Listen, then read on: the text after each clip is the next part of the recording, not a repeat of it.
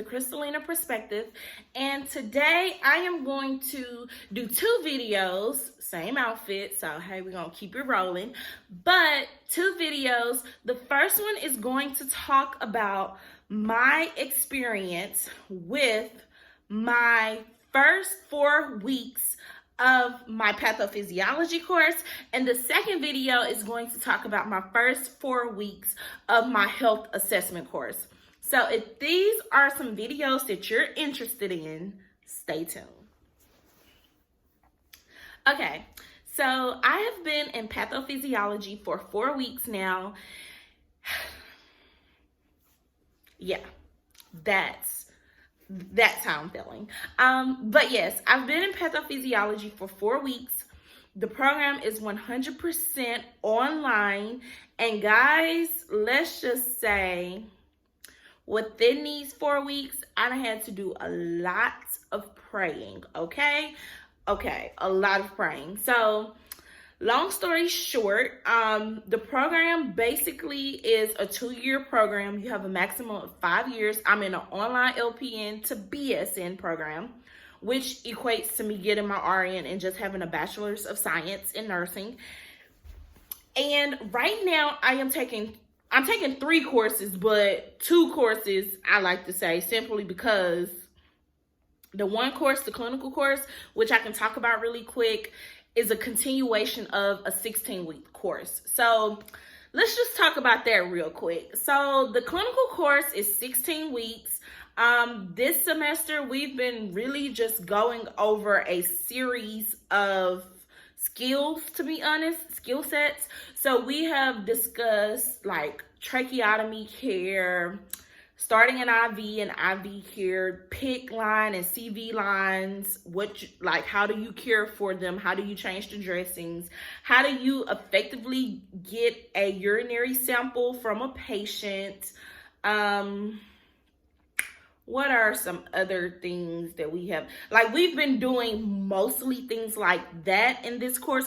Oh, a ton of dosage calculations. So this week we are basically at that halfway mark to the end of the semester. And at the very end of the semester, we have to do a comprehensive dosage calculations examination, and we have to make 100%. We get 2 tries to make that 100%, but it's a ton of things. So we use Dosage Calculations 360, which is a software program that is with the F.A. Davis Company.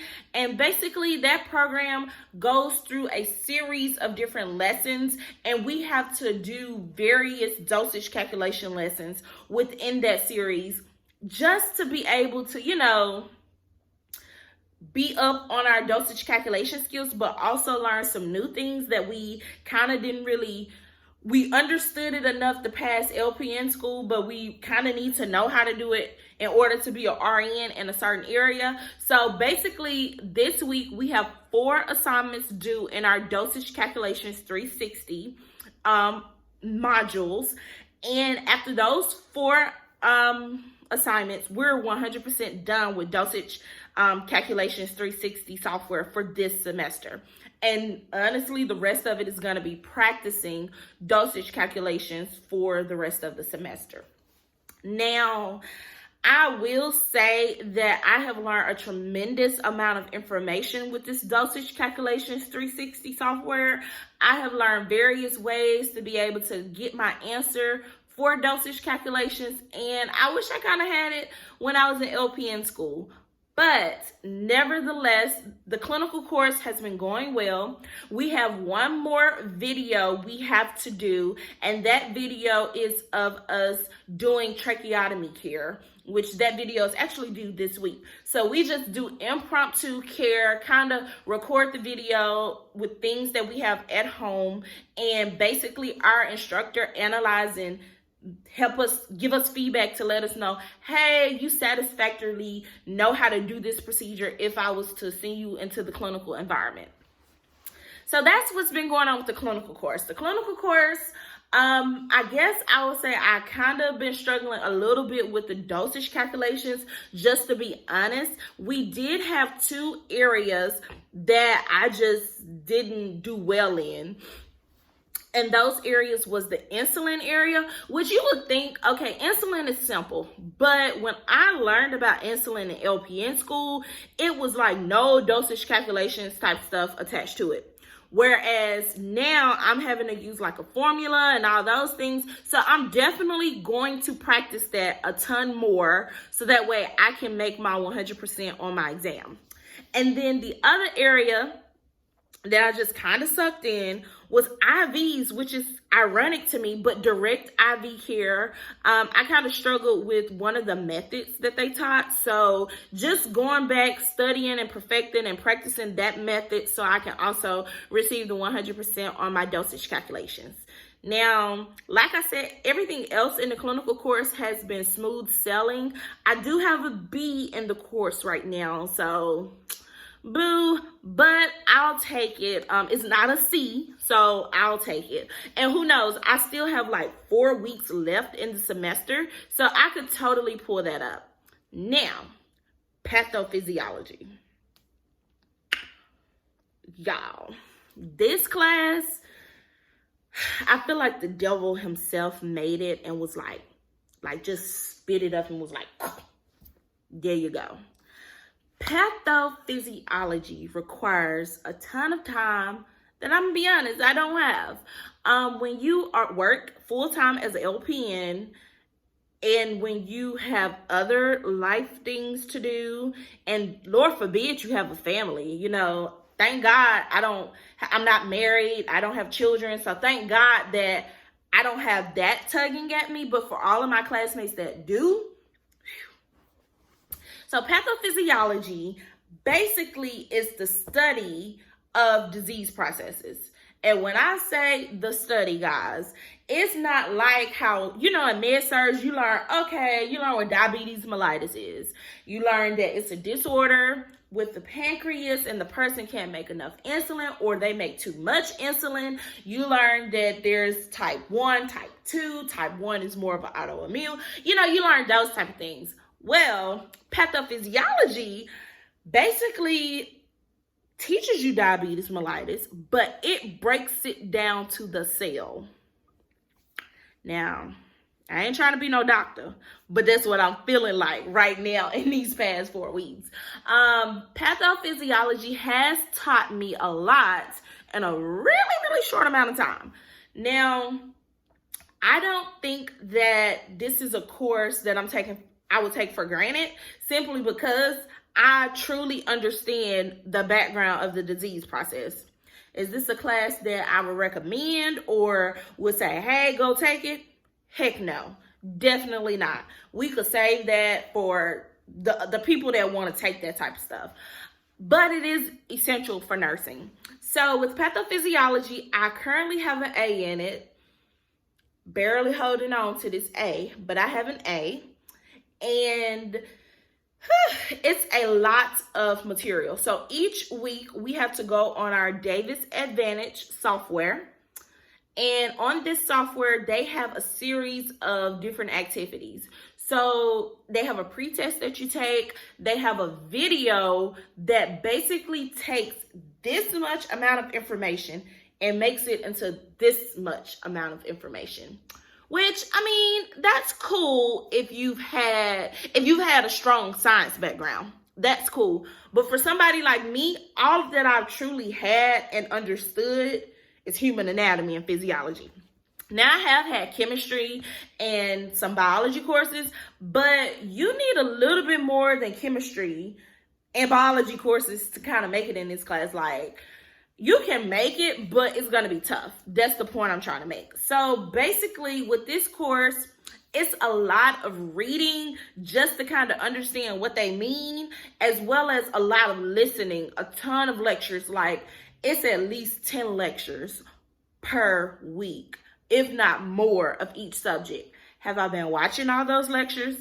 Absolutely not, because there's like this much amount of time where I have to do this much amount of work. So I have to maximize what I'm doing. What I do though is I skim the book.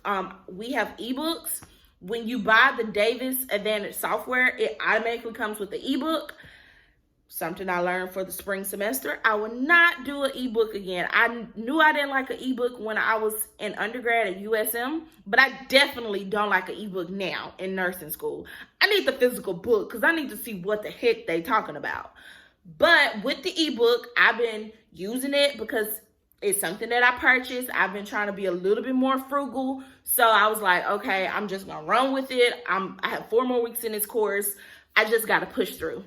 So what I do is I quickly skim, because skimming to me is something I can easily do while I'm at work, on my phone, during a break. It's something I can easily do versus sitting there listening to a ton of lectures. Now, granted, if I listen to all of the lectures, I'm 100% sure that I would be like 100%. But I'm at 95%. I'm not complaining, you know. You got to do what you got to do. So with the pathophysiology, it's a lot of details, a lot of information, and you just have to kind of figure out how to make that course work for you. After the smidget of the video that you get, there's always some type of activity, and then there's a post-test. And the pre and post test are like 5 questions each. So it's not like an intense thing. So then each week we have a quiz that we take. And then like this week, we talked about cardiac diseases, which I actually like cardiac more than what I thought. And with talking about those diseases, we also have to do a case study. So I really like case studies and papers and that type of thing. So I know I'll do fine. But that's pathophysiology. A ton of information. So far, we have done blood disorders. We have done cellular disorders. Not cellular. We've talked about the cell, and we've done cardiac disorders. Now, of course, we got quite a few more body systems to go. But so far from what I have learned, it's cool. I still have to print off information from last week, which is another tip that I would give for people that are taking pathophysiology courses. Print off the slides.